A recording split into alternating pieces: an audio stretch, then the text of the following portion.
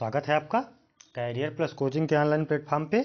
आज हम लोग भारतीय भूगोल का अगला चैप्टर नदियों के कुछ इंपॉर्टेंट क्वेश्चन देखेंगे जो बार बार परीक्षाओं में पूछे गए हैं। ठीक है, आप लोग चैनल को सब्सक्राइब और वीडियो को लाइक अवश्य कर दिया करें जिससे ज़्यादा से ज़्यादा लोगों तक यह कंटेंट पहुँच सके। तो चलिए बढ़ते हैं आज के क्वेश्चन की तरफ। आज का पहला क्वेश्चन है, हिमालयी पार की नदियाँ हैं, यानी जो हिमालय के उस पार से भारत में बहती ही कौन कौन सी नदियां हैं? सतलज, सिंधु, गंगा, ब्रह्मपुत्र, सिंधु, सतलज, ब्रह्मपुत्र, सिंधु, गंगा, ब्रह्मपुत्र, सतलज, गंगा। तो देखिए जितनी भी नदियां दी हुई हैं सब हिमालयी नदियां हैं। हिमालयी नदियों की खासियत होती है कि बर्फ पिघलने की वजह से इसमें वर्ष भर जल बना रहता है। ठीक है, ये नदियां वर्ष भर बहती हैं। लेकिन आपसे पूछ रहा कि हिमालय पार, जो हिमालय को पार करके भारत में प्रवेश करती हैं, तो ब्रह्मपुत्र, सिंधु और सतलज, ये तीन नदियां ऐसी हैं जो हिमालयी पार की नदियां हैं। ठीक है, यानी विकल्प आपका कौन सा सही हो जाएगा? बी विकल्प। गंगा जो है वो यही उत्तराखंड से निकलती है, ये हिमालय के उस पार से नहीं निकलती है। तो विकल्प कौन सा सही हो जाएगा? बी विकल्प, ब्रह्मपुत्र, सिंधु, सतलज। फिर अगला क्वेश्चन करा, निम्न में से नदियों की लंबाई का सही अवरोही क्रम कौन सा है? यानी अवरोही क्रम मतलब बढ़ते क्रम। ठीक है, तो कौन सा हो जाएगा? विकल्प दिया है ब्रह्मपुत्र, गंगा, गोदावरी, नर्मदा, गंगा, गोदावरी, ब्रह्मपुत्र, नर्मदा, ब्रह्मपुत्र, नर्मदा, गोदावरी, गंगा। देखिए तो सबसे ज्यादा लंबाई किसकी है? ब्रह्मपुत्र की। ब्रह्मपुत्र की लंबाई कितनी है? 2900 किलोमीटर। ठीक है, ध्यान रखिएगा, लिख दे रहा हूं।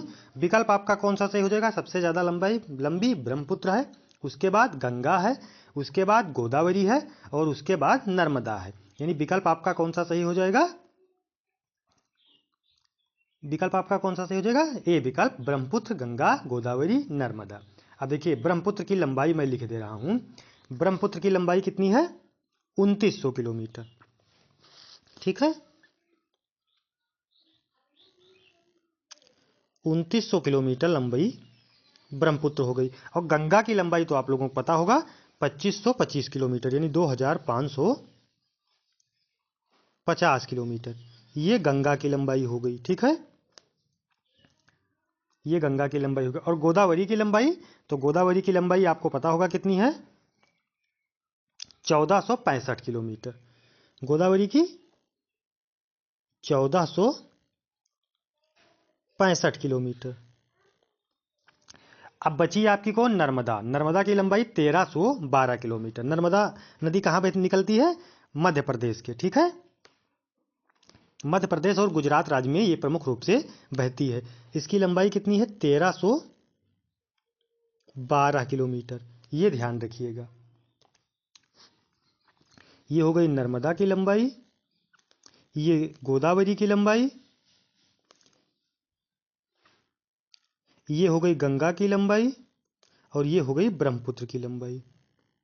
ठीक है, ये ध्यान रखिएगा। तो विकल्प आपका कौन सा सही हो जाएगा?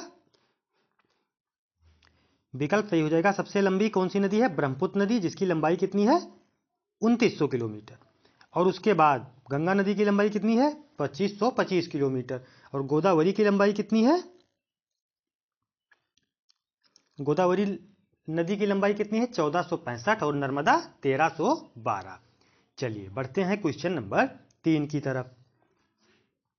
भारत की सबसे लंबी नदी कौन सी है?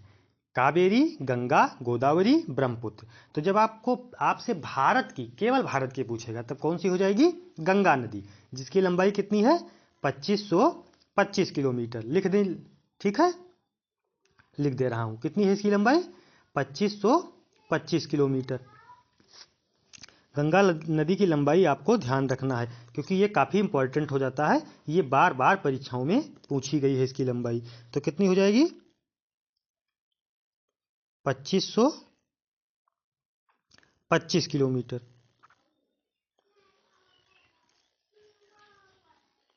गंगा नदी की लंबाई कितनी है? 2525 किलोमीटर। ये ध्यान रखिएगा। चलिए बढ़ते हैं क्वेश्चन नंबर 4 की तरफ।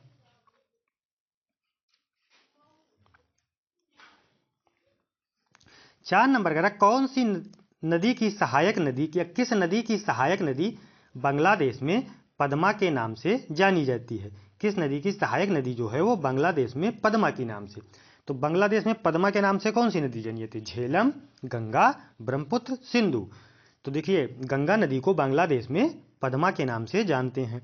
विकल्प आपका कौन सा सही हो जाएगा? बी विकल्प, गंगा नदी। गंगा नदी को बांग्लादेश में किस नाम से जानते हैं? पद्मा।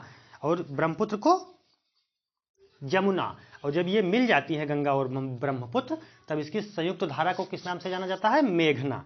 ये ध्यान रखिएगा। चलिए बढ़ते हैं क्वेश्चन नंबर 5 की तरफ।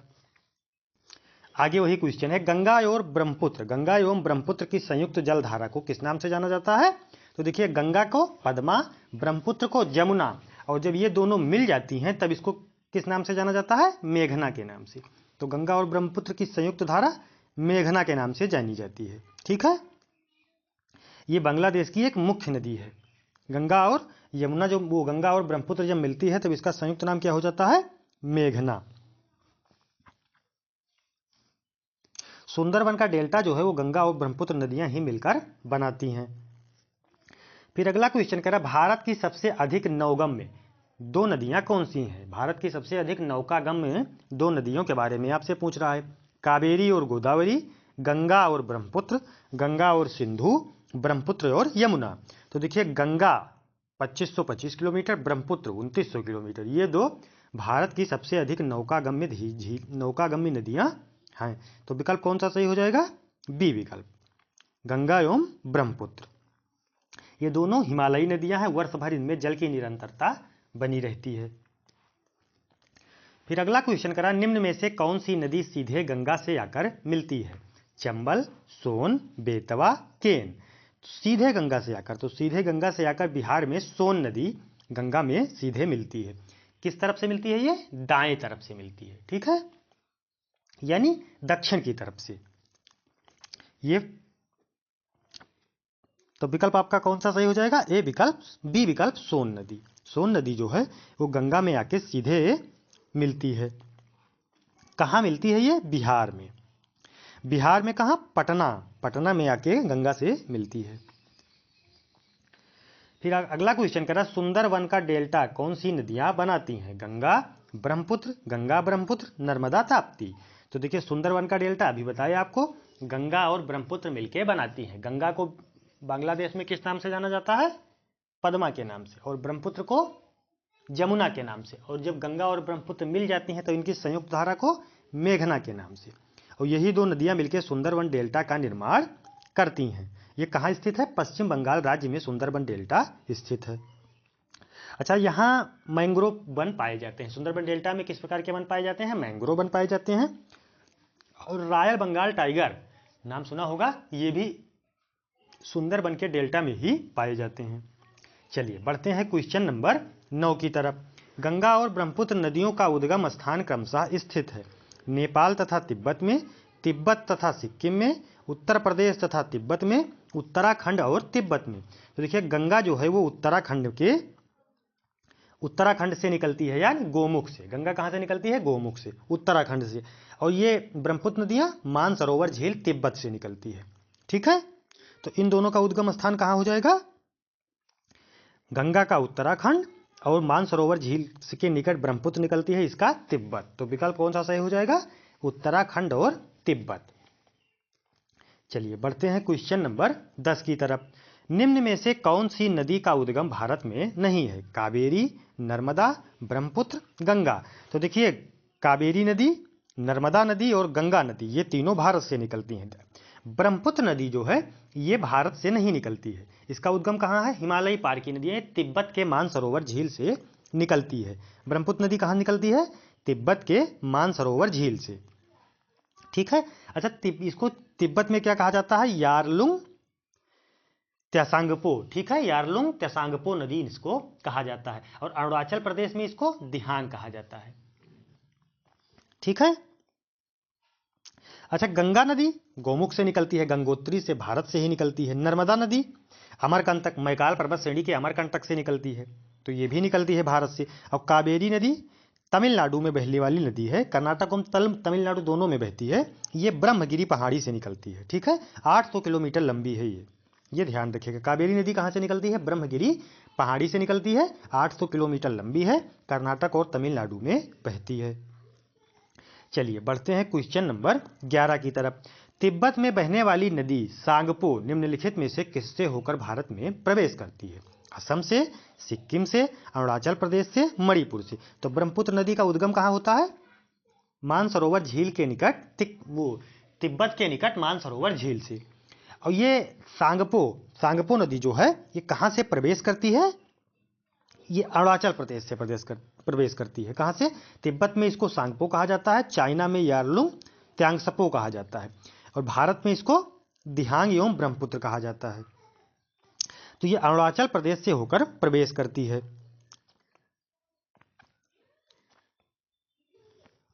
ठीक है, चलिए बढ़ते हैं क्वेश्चन नंबर 12 की तरफ। निम्न में से कौन सी नदी नमचा बरवा में यू टर्न लेती है और भारत में प्रविष्ट होती है?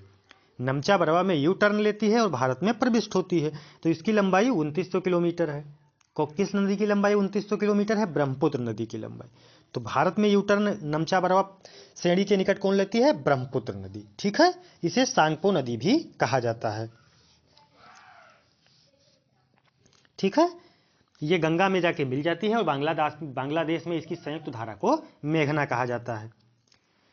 तो नमचा बरवा से कौन सी नदी यू टर्न लेती है? ब्रह्मपुत्र नदी। अगला क्वेश्चन है, तिब्बत में मानसरोवर झील के पास किस नदी का उद्गम स्रोत है? सिंधु, सतलज, ब्रह्मपुत्र, इनमें से सभी। तो देखिए सिंधु नदी भी मानसरोवर झील से निकलती है और जम्मू कश्मीर से होते हुए पाकिस्तान में चली जाती है। सतलज नदी भी मानसरोवर झील से निकलती है और ब्रह्मपुत्र नदी भी मानसरोवर झील से निकलती है। तो इन तीनों नदियों का जो उद्गम है वो कैलाश मानसरोवर क्षेत्र यानी ठीक है मानसरोवर क्षेत्र से निकलती है। सतलज, सिंधु और ब्रह्मपुत्र ये तीनों नदियां मानसरोवर झील से ही निकलती हैं। फिर अगला क्वेश्चन करा, माजुली नदी द्वीप निम्न में से किस नदी पर स्थित है? गंगा नदी पर, नर्मदा नदी पर, तोरस नदी पर, तीस्ता नदी पर, ब्रह्मपुत्र नदी पर। तो ये माजुली द्वीप जो है ये कहाँ है? ब्रह्मपुत्र नदी द्वारा निर्मित एक द्वीप है। ठीक है, माजुली द्वीप निम्न में से किस नदी पर स्थित है? ब्रह्मपुत्र नदी पर स्थित है। विकल्प आपका कौन सा सही हो जाएगा? ए विकल्प। अच्छा, ये माजुली नदी द्वीप जो है कहाँ पड़ता है? असम में पड़ता है। ठीक है, ये ध्यान रखिएगा। चलिए बढ़ते हैं क्वेश्चन नंबर 15 की तरफ। निम्न में से कौन सी नदी दक्षिण से उत्तर की ओर प्रवाहित होती है? दक्षिण से उत्तर की ओर कह रहा है। गोदावरी, कावेरी, कृष्णा, बेतवा। तो दक्षिण से उत्तर तो बेतवा प्रवाहित होती है, बाकी गोदावरी ये पश्चिम से पूरब, कावेरी पश्चिम से पूरब, कृष्णा पश्चिम से पूरब, लेकिन जो बेतवा नदी है ये दक्षिण से उत्तर प्रवाहित होती है। यानी विकल्प आपका डी सही हो जाएगा। ये मध्य प्रदेश राज्य में बहती है। ठीक है, यमुना की सहायक नदी है ये, और मध्य प्रदेश के भोपाल से ही निकलती है और कुछ उत्तर प्रदेश के कुछ हिस्सों में भी जाती है, जैसे भोपाल, विदिशा, झांसी, ललितपुर आदि बहते हुए ये यमुना नदी में जाके मिल जाती है। इसकी कुल लंबाई 480 किलोमीटर है। ठीक है, आपसे इसके बारे में यही इंपॉर्टेंट है, दो फैक्ट, कि ये उत्तर से दक्षिण बहने वाली नदी है और ये यमुना की सहायक नदी है। बस इतना जाने रहिएगा। उसका उद्गम अगर पूछेगा तो मध्य प्रदेश से निकलती है। चलिए बढ़ते हैं 16 नंबर की तरफ। किसे बिहार का दुख कहा जाता है? नर्मदा, महानदी, चंबल, कोसी। तो देखिए बिहार का दुख, बिहार का शोक कोसी नदी को बोलते हैं, क्योंकि यहाँ कोसी नदी के वजह से बाढ़ आती रहती है। ये नेपाल से निकलती है। ठीक है, और ये भीमनगर के रास्ते बिहार में दाखिल होती है। इसका शोक क्यों कहा जाता है? क्योंकि कोसी नदी अपना रास्ता बदलने के लिए जानी जाती है और इसकी वजह से बिहार में बाढ़ बहुत आती है। ठीक है, इसे बिहार का अभिशाप या बिहार का दुख कहते हैं। तो बिहार का दुख कोसी नदी को। फिर अगला क्वेश्चन है, निम्न में से कौन सी एक नदी हिमालयी पार नदी है? झेलम, सतलज, गंगा, रावी। तो अभी बताए थे हिमालयी पार 3 नदियां भारत में प्रवाहित होती हैं, सिंधु, सतलज, ब्रह्मपुत्र। तो आपके विकल्प में कौन दिया हुआ है? सतलज, यानी विकल्प बी सही हो जाएगा। सतलज जो है ये हिमालयी पार की नदियां हैं, ये तिब्बत के मानसरोवर से निकलती हैं। निम्नलिखित नदियों में से कौन सा एक विनाशक नदी कहलाती है? नर्मदा, तापी, कोसी, गंडक। नर्मदा, तापी, कोसी, गंडक। तो देखिए विनाशक नदी कौन सी हो जाएगी? कोसी नदी। कोसी नदी को विनाशक नदी कहते हैं। इसे बिहार का अभिशाप भी कहते हैं क्योंकि ये रास्ता बदलने के लिए जानी जाती है, ठीक है, और इसकी वजह से पूरे बिहार में बहुत तबाही और बहुत बाढ़ जैसी भयावह स्थिति बनती है, इसीलिए इसको विनाशक नदी कहते हैं। ठीक है, तो बिहार आपसे बिहार का अभिशाप पूछे, बिहार का शोक पूछे, विनाशक नदी पूछे, बिहार का दुख पूछे, तो कौन सा विकल्प सही करेंगे? कोसी नदी। चलिए बढ़ते हैं 19 नंबर की तरफ। निम्न में से कौन सी नदी बंगाल का शोक कहलाती है? बंगाल का शोक कह रहा है सोन, गंडक, हुगली, दामोदर। तो दामोदर नदी को बंगाल का शोक कहते हैं। देखिए पहले अब नहीं आता है, पहले बंगाल दामोदर नदी की वजह से बंगाल में बाढ़ आ जाती थी, ठीक है, लेकिन अब इस पर बांध बना दिया गया है, तो अब बाढ़ जैसी स्थिति नहीं होती है, लेकिन फिर भी इसको पहले कहा जाता था बंगाल का शोक, क्योंकि इसकी वजह से बंगाल में बाढ़ आती थी। अच्छा, दामोदर नदी, एक चीज और जाने रहिएगा, दामोदर नदी कोयला और अभ्रक इसमें बहुत अधिकता में पाया जाता है दामोदर नदी में। ठीक, बराकर नदी जो है वो दामोदर नदी की सहायक नदी है, ये सब ध्यान रखिएगा। तो बंगाल का शोक आपसे पूछे तो दामोदर नदी पहले बाढ़ आती थी, अब नहीं आती, अब इस पर ताप विद्युत बांध बना दिया गया है जिससे विद्युत उत्पादन किया जाता है। 20 नंबर कह रहा है ये वो प्रमुख नदियां कौन सी हैं जो अमरकंटक पठार से निकलती हैं परंतु वह अलग अलग दिशाओं में बहती हैं। निकलती तो अमरकंटक पठार से है लेकिन अलग अलग दिशा में बहती है। चंबल और बेतवा, चंबल और सोन, नर्मदा और सोन, नर्मदा और बेतवा। तो देखिए अमरकंटक पठार से दो नदियां पूछ रहा है ना, तो चंबल और सोन, वो ना नर्मदा और सोन हो जाएगा, नर्मदा और सोन। ये दोनों निकलती तो अमरकंटक पठार से है लेकिन अलग अलग दिशा में बहती हैं। ठीक है, नर्मदा नदी पश्चिम की तरफ बह जाती है और सोन नदी जो है ये उत्तर प्रदेश में झारखंड से गुजर कर आती है, ये पटना में गंगा नदी से मिल जाती है। ठीक है, ये ध्यान रखिएगा। तो विकल्प आपका कौन सा सही हो जाएगा? नर्मदा और सोन, ये दोनों निकलती अलग अलग एक ही क्षेत्र अमरकंटक पठार से है लेकिन बहती अलग अलग दिशा में है। चलिए बढ़ते हैं क्वेश्चन नंबर 21 की तरफ। तवा किसकी सहायक नदी है? तवा नदी किसकी सहायक नदी है? नर्मदा, तापी, महानदी, गोदावरी। तो तवा नदी जो है ये नर्मदा नदी की सहायक है। तवा किसकी सहायक नदी है? नर्मदा नदी की। तवा मध्य प्रदेश की एक छोटी प्रमुख नदी है। ठीक है, ये मध्य प्रदेश के ही पंचमढ़ी महादेव पहाड़ी से निकलती है। तवा नदी के बारे में आपसे ज़्यादा नहीं पूछा जाता लेकिन इतना ध्यान रखिएगा कि इसका उद्गम कहाँ होता है, तो इसका उद्गम होता है पंचमढ़ी में महादेव पर्वत के निकट। किसकी सहायक नदी है?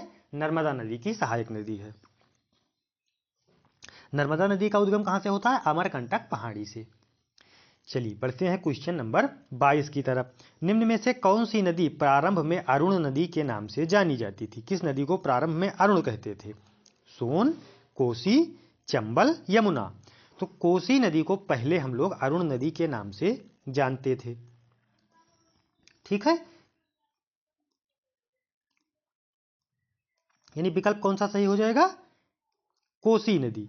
कोसी नदी को अरुण नदी के नाम से जाना जाता था। चलिए बढ़ते हैं क्वेश्चन नंबर 23 की तरफ। कह रहा निम्न में से किस नदी को उड़ीसा का शोक कहा जाता है? उड़ीसा का शोक आपसे पूछ रहा है। महानदी, ब्रह्माणी, बैतरणी, दामोदर। तो उड़ीसा का शोक महानदी को कहते हैं। उड़ीसा का शोक किस नदी को कहते हैं? महानदी को, यानी विकल्प आपका ए सही हो जाएगा। ठीक है, महानदी का उद्गम कहाँ है? ये छत्तीसगढ़ में सिहावा पहाड़ी से होता है। इसका महानदी का उद्गम किससे होता है?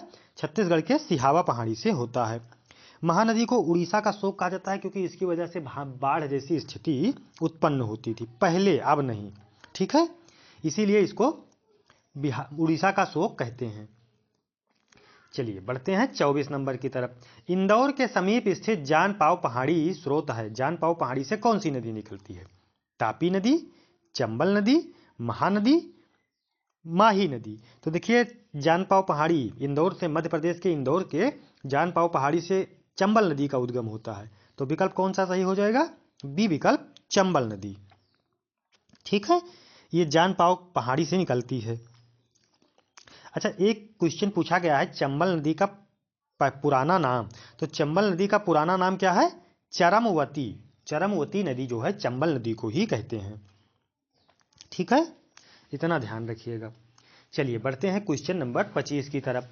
भारत की लवण नदी के नाम से जानी जाती है? माही, लूनी, बनास, साबरमती। तो लवणता किस नदी को कहते हैं? लूनी नदी को। लवण नदी किस नदी को कहते हैं? लूनी नदी को। यानी विकल्प आपका बी सही हो जाएगा। ठीक है। अच्छा, लूनी नदी की एक खासियत जान लीजिए, ये भारत की एकमात्र अंतः प्रवाही नदी है। ठीक है। ये अरावली पर्वत से निकलती है, अरावली पर्वत के आना सागर से निकलती है। ठीक है। और दक्षिण पश्चिम में कच्छ के रण में जाके विलय हो जाती है। ठीक है। तो अंतः प्रवाही नदी कौन सी है? लूनी नदी। अंतः प्रवाही नदी जिसका उद्गम भारत में हो और जिसका मुहाना भी भारत में ही हो, इसी को अंतर प्रवाही नदी बोलते हैं। ठीक है। इसका पानी खारा है, इसीलिए इसको लवण नदी के नाम से जाना जाता है। चलिए बढ़ते हैं 26 नंबर की तरफ। कौन सी नदी भेड़ा घाट के समीप कपिलधारा जलप्रपात के निर्माण करती है? भेड़ा घाट के समीप कपिलधारा जलप्रपात। तो कपिलधारा जलप्रपात कौन बनाता है? नर्मदा नदी। ये तो इंपॉर्टेंट है, कई बार आप लोगों ने पढ़ा होगा। कपिलधारा जलप्रपात कहाँ स्थित है? मध्य प्रदेश में। ठीक है। किस नदी पर बना है? नर्मदा नदी पर। यह ध्यान रखिएगा। चलिए बढ़ते हैं क्वेश्चन नंबर 27 की तरफ। निम्न में से कौन सी नदी ज्वार नदमुख का निर्माण करती है? राप्ती, महानदी, नर्मदा और सोन, सुवर्णरेखा।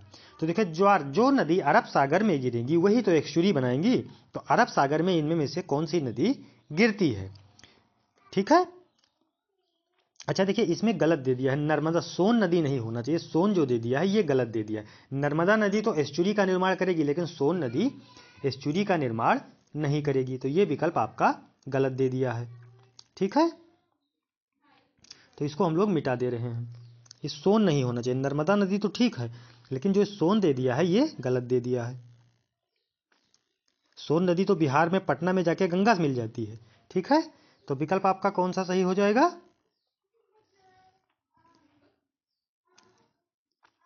नर्मदा नदी। नर्मदा नदी एस्चुरी का निर्माण यानी ज्वार नदमुख का निर्माण करती है, क्योंकि नर्मदा नदी अरब सागर में गिरती है। बाकी राप्ती, महानदी, सुवर्णरेखा ये सब बंगाल की खाड़ी में गिरती हैं।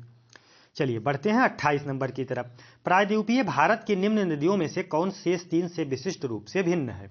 प्रायद्वीपीय भारत: नर्मदा, कावेरी, कृष्णा, गोदावरी। तो देखिए, कावेरी, कृष्णा, गोदावरी ये सब प्रायद्वीपीय भारत की नदी हैं और ये सब बंगाल की खाड़ी में अपना जल गिराती हैं। लेकिन जो नर्मदा नदी है ये अरब सागर में अपना जल गिराती है, तो यही भिन्न हो जाएगी। ठीक है। विकल्प ए सही हो जाएगा। चलिए बढ़ते हैं क्वेश्चन नंबर 29 की तरफ। निम्न में से कौन सी नदी एस्चुरी नहीं बनाती? तो जो नदी अरब सागर में नहीं गिरेगी वो एस्चुरी नहीं बनाएगी, यानी ज्वार नदमुख का निर्माण नहीं करेगी। नर्मदा, तापी, मांडवी, महानदी। तो नर्मदा, तापी और मांडवी ये तीनों अरब सागर में अपना जल विसर्जित करती हैं, लेकिन जो महानदी है ये बंगाल की खाड़ी में अपना जल विसर्जित करती है। ठीक है। अच्छा, महानदी का उद्गम जान लीजिए। महानदी का उद्गम कहाँ है? सिहावा पहाड़ी से। ठीक है। तो विकल्प आपका कौन सा सही हो जाएगा? महानदी। महानदी एस्चुरी का निर्माण नहीं करती है, क्योंकि ये बंगाल की खाड़ी में अपना जल विसर्जित करती है। 30 नंबर कह रहा है, भारत की निम्न नदियों में से कौन सी नदी डेल्टा नहीं बनाती? गंगा, गोदावरी, महानदी, ताप्ती। तो जो अब बंगाल की खाड़ी में गिरेंगी वो डेल्टा बनाएंगी, जो बंगाल की खाड़ी में नहीं अपना जल विसर्जित करेंगी वो डेल्टा का निर्माण नहीं करेंगी। तो देखिए, गंगा बंगाल की खाड़ी में तो बनाएगी डेल्टा, गोदावरी बंगाल की खाड़ी में बनाएगी डेल्टा, महानदी बंगाल की खाड़ी में बनाएगी डेल्टा, लेकिन जो ताप्ती नदी है ये पश्चिम की ओर प्रवाहित होने वाली है और ये अरब सागर में अपना जल विसर्जित करती है, इसीलिए ये डेल्टा का निर्माण नहीं करती, ये एस्चुरी बनाती है। ठीक है। 30 क्वेश्चन थे, बाकी कमेंट में आप लोग जरूर बताएंगे क्लासेज आपको कैसी लग रही हैं, और आप लोग चैनल को सब्सक्राइब और वीडियो को लाइक अवश्य किया करें, जिससे ज़्यादा से ज़्यादा लोगों तक यह कंटेंट पहुंच सके और ज़्यादा से ज़्यादा लोग इससे लाभान्वित हो सकें। धन्यवाद। मिलते हैं नेक्स्ट सेशन में।